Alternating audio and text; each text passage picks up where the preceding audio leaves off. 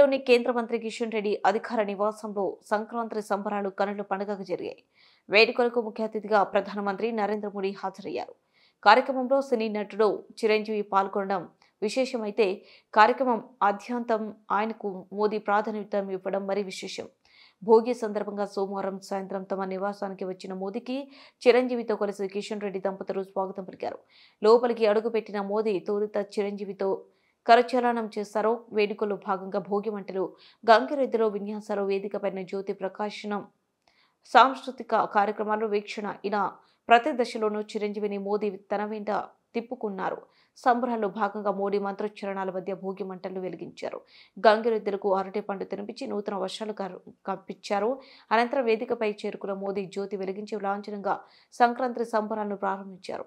ప్రధానితో పాటు Lok Sabha speaker Om Birla, Chiranjeevi, Kishan Reddy, doctor Nageswara Reddy, badminton క్రీడాకారిణి PV Sindhu వేదికపైకి చేరుకుని జ్యోతి ప్రకాశన కార్యక్రమంలో పాల్గొన్నారు.